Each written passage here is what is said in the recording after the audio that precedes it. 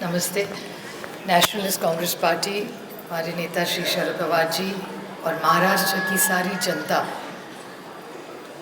की तरफ से मैं बड़ी विनम्रता से और एक दुख भरे इस माहौल में, जिनको हमें पार्लियामेंट का हमेशा हीरो माना है, Akhila, your father's really been our hero, you should be very proud of him,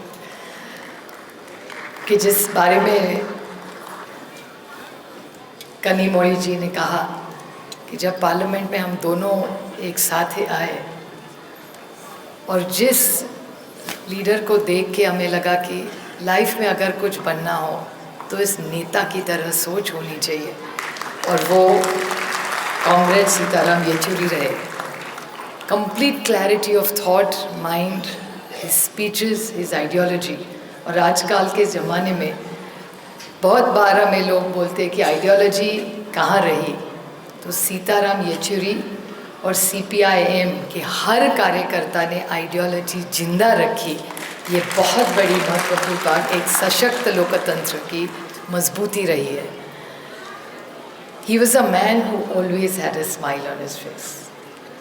And Seema, I know how hard it must be for you, because Sitaram Yechury जी और हमारे पारिवारिक संबंध, ये रिश्ता राजनीति से शुरू हुआ और घर तक पहुंच गया। आपको सबको शायद पता नहीं होगा, लेकिन उनके परिवार में वो मेरे बच्चों के भी गाइड रहे।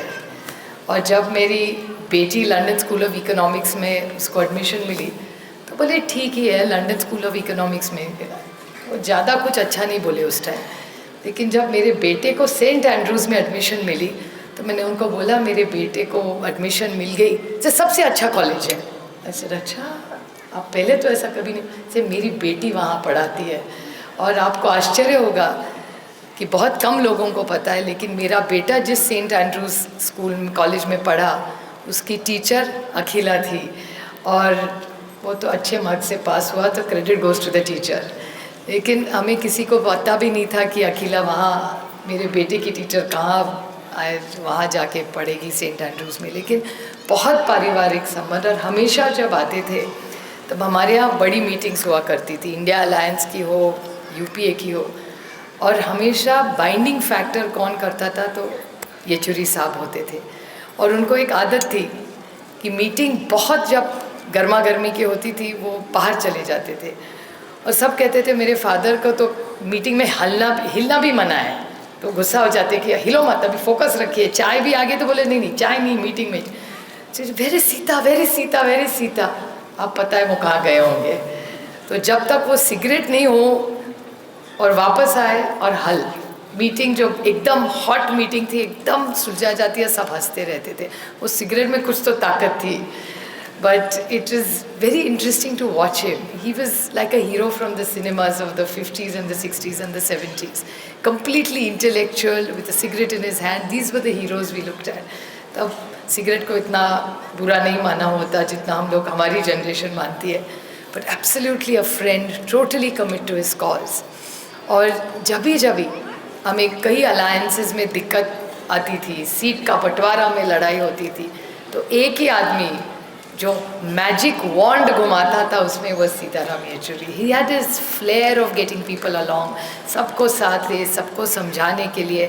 और महाराष्ट्र में भी हमेशा कम्युनिस्ट पार्टी की जब लड़ाई होती थी तो बस एक फ़ोन येचुरी साहब का आ जाए, सब ठीक हो जाए।